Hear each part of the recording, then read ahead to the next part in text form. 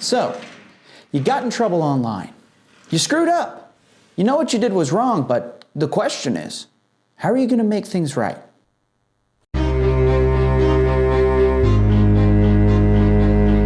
Guys, I know that for most of you, this should seem very obvious, how to apologize, how to publicly apologize, but honestly, for the species known as the YouTuber, it's proved quite difficult, and so I'm making this guide for YouTubers by a YouTuber. I've seen so many bad apologies come through the pipe, I just can't take it anymore. I've made a severe and continuous lapse in my judgment. I have to put this out there. I'm no apology expert. I have made mistakes in my past, and I've apologized. Most people received it well, and I think that's because most communities, they don't expect you to be perfect and have the perfect words, but we're seeing an epidemic of bad public apologies that just miss all the marks, right? There are a few things you have to say, and there's a few things that you should not do, and if you do it right, combine it, you're gonna have probably a pretty good apology. Now, before we go further, the first things first, okay? You don't do this if you're not actually sorry. I see this happen way too much. YouTubers apologize when they're not actually sorry. So step one of how to apologize as a YouTuber is don't apologize just because your dislike bar is over 50% or what, and people don't like what you had to say. If you apologize every time people get mad at you on the internet, your apologies are gonna mean nothing. Hey everyone, I just wanted to make this video as a very public apology. There's so many YouTubers, they apologize like 10 times and then they wonder why people don't take them seriously. And honestly, if you can get this one part right, just be authentic in your apology, everything else is pretty much covered. That's probably the biggest one that I see people miss the mark on. And I'm gonna be showing you guys examples, by the way, as we go through this to give you examples of what I mean to do right and examples of what I mean to do wrong. So we're gonna go through this point by point. We're gonna go through the positives first. How do you give a good apology? And then we're gonna go through like the negatives, what makes a bad apology. Obviously the first one, I already said it, authenticity, just that goes without saying. Step two, you have to actually say you're sorry for what you did, not sorry for how people feel. People say, hey, I'm sorry if I offended anyone. Hey, nobody cares about that. That's not really sorry.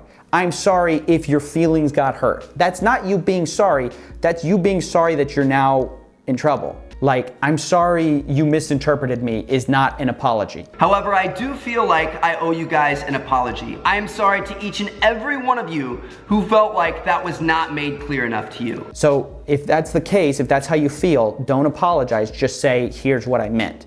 Step three, and this is a pro tip, okay? Pro tip right here. Give a shared commitment to the violated moral values, okay? That's mouthful. Here's what I mean. Like, Pewdiepie is a great example of he actually did a really good apology when he had his whole controversy, right?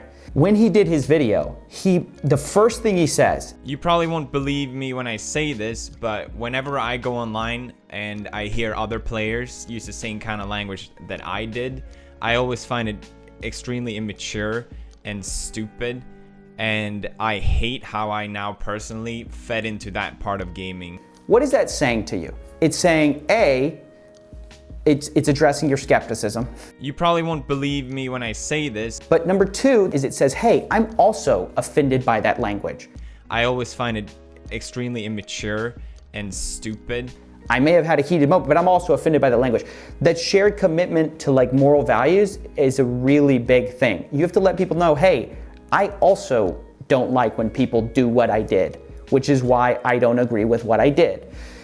Step four, actually show remorse and regret for what you did and not like a halfway thing. What people do a lot is they try to explain away what they did and they don't actually seem sorry. That's just about like taking accountability. You have to accept the fact that you did the thing, you caused the problem, and regardless of what happens, regardless of whether you think so-and-so caused you to do this or whatever, like you need to actually just take blame, right?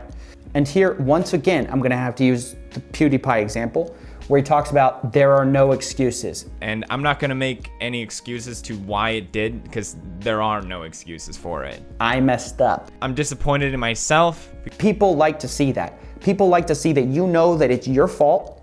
You're not gonna push the blame on somebody else. You caused the problem and you're apologizing for it. That's like a super big deal. Number five is a big one. It's that you actually have to change and like make amends where you can. You can even salvage a really bad apology by executing this well by really showing you've changed.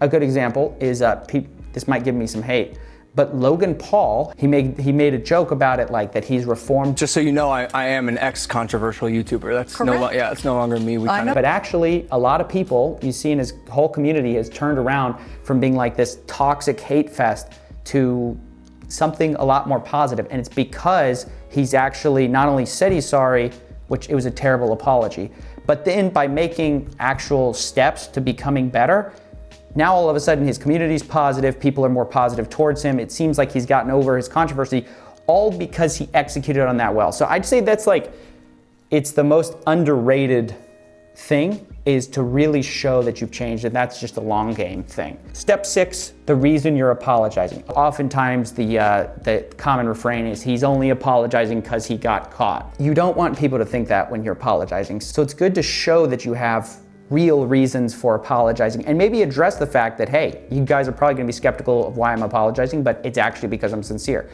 A great example of this is Linus Tech Tips did an apology to Tim Sweeney, and he addresses in the video, hey, it's actually probably a better idea for me not to address it at all. The easiest thing for me to do at this point would be to roughly add up how many people are mad at me for slinging a false accusation based on my own arrogance and ignorance, conclude that it's probably not worth the PR damage of drawing any further attention to this, and move on. But I feel bad, and I'm going to address it anyways, even though I know it's probably worse for my career to address it. Mr. Sweeney, I have no idea if he'll watch this, but the only action left for me right now is to issue my apology in full view of the million or millions of people who watch this video, and show you that even though I was careless and disrespectful, I do still know how to do my homework and correct misconceptions about technology, even if in this case I was the one who spread them. That's a really powerful move, because it's saying to the audience, hey, I'm not doing it because it's convenient, I'm doing it because I actually am sorry. Finally, step 7, oh, for the love of everything, please make it short and sweet. Guys, the 20-minute apology, I don't know, maybe it's just me, it doesn't work. Yeah, so I'll just say, hey, actually, I don't know. I'm not, like I said, I'm not an expert, but I'm just gonna give my personal take here, and maybe you guys feel similarly, but I don't know. Dude, a lot of times people don't care about the drama. They don't wanna know the ins and the outs of the situation. If you messed up, just say sorry, get it over with, be done with it. But these 20-minute rants, number one, the reason they're 20 minutes is usually because you're trying to explain away why you did what you did. But number two, nobody gets to the end of it, so no one actually hears the full thing. All right, but that's basically it, right? Pretty simple. And now let's talk about how people mess up, because there are a lot of things that can just poison your apology, such that even if you're sincere about what you're saying, it just makes people think you're not sincere even when you are. So don't do any of this. Number one, the cliches. You exist in a bigger ecosystem than yourself, and when you apologize, people are gonna judge it next to other people's apologies. And if you apologize in a way that other people have disingenuously apologized, it's gonna make you come off disingenuous. So when you do the big,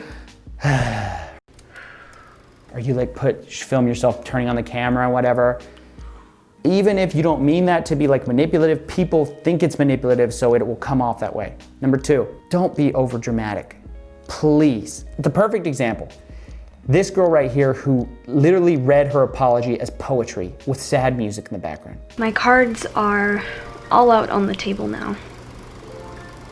Will you look, or will you fold? What the hell is this, right? What am I supposed to expect from it? It's too performative. It doesn't come off as sincere, and it goes back to the authentic thing. Things that are over dramatic and you're making almost too many gestures, you're pleading with the audience to, oh, please please forgive me. It's gonna come off disingenuous. People aren't gonna believe you. Don't do that, all right? And that brings me right into another point. No more of these doughy eyes. This maybe comes to an opinion thing. I want to differentiate between what I actually think are objective things you can do wrong and right, and maybe opinion things. I don't know if this is objectively bad or just it's my opinion, but these doughy eyes that people do, like Logan Paul, this is one of the things that made his video so painful to watch, is he's got these eyes that super wide, I'm so sorry, please forgive me. It's this pleading face that makes you look desperate, and makes you look desperate to be forgiven rather than just apologetic for what you did. The Fine Bros did this. They just had these weird weird look in their eyes, like they're pleading you, please understand. It just doesn't come off well. Whether you're sincere or not, the doughy eyes thing is not a good look. The best thing to do is just give a neutral statement. Just you have your statement, you read your statement, you try to be yourself, and that's it. There's another pitfall, which is you can try to be too authentic, which is what I see sometimes, where people try to turn on the camera also like having not even gotten themselves with good lighting or presentability, and this also looks bad. And at this point you might be thinking, oh, there's actually more ways to mess this up than I thought. And yes, that's actually true. There's a lot of ways to mess up an apology. Like for example, when James Charles makes his first response video, right? And he's all crying and you can tell he hasn't slept. Like that's just not a good look, regardless of what he says. He also did a terrible job of explaining himself, but that's just a bad look. You have to be minimally presentable. This doesn't mean that you get fully glammed up, but you have to minimally get some sleep, like Sky Williams. I don't know if you guys are following the Smash drama. He did a live stream. Just the guy looks like he hasn't slept. He's looking like he's at the edge of a nervous breakdown. That's not the time to apologize. It doesn't come off sincere. It just comes off like you're scared. You're scared of your career being taken away, and that gives the impression you're just apologizing because you're caught. So just clean yourself up. Doesn't mean you can't be authentic, but at least, you know, get some rest. Eat your Wheaties in the morning. Get yourself a full breakfast, please. Guys, I can't take any more of these impromptu turn on my webcam things. It's tearing us apart, okay? It makes you look panicked. It makes you look like you're just afraid you're getting caught. If I can give any advice, and obviously, again, I'm not really someone to give advice because I don't really know what I'm doing either. I just know what doesn't work. But like when you mess up, it always feels like you need to respond right away, but just the people who are in it for the drama want you to respond right away. You can take time to like collect yourself, step back from the situation, decide, hey, am I sorry? Yes, apologize, and think about actually what you're gonna say before you say it. Or no, I'm not sorry, so I'm not gonna apologize. But don't do this thing where like you just run straight to the webcam. It's just like, never works. Moving on, we've got a personal pet peeve of mine. It just comes off so bad. And that's excusing yourself or shifting blame. I'm looking at the beauty community for this because they're always throwing shade at each other, but I'm gonna use Tati's apology as a specific example. This lady, this 30-plus-year-old, got on a 40-minute apology to basically not apologize and just shift blame onto a bunch of other people for why she committed a bunch of wrongs. James, I am so sorry that I allowed myself to be poisoned and weaponized against you. I'm sorry that I bought into any of their lies. Believing those lies and allowing myself to be gaslit into making that video is one of the biggest regrets of my life. That's not an apology, and no one will ever forgive you for that because you're not actually apologizing, so there's nothing to forgive you for. It's just, you're just trying to make it seem like you didn't do what you did. So that's 100% of the time a bad look. Stop it. A couple more things, then we're done. And I know this list is really long, but YouTubers keep making these mistakes. Stop self-victimizing, okay? When you're sorry, the goal isn't to make people feel bad for you. I see this all the time. I literally hate to bring her up again, but it's like the most recent, relevant, terrible apology is Tati Westbrook from the beauty community.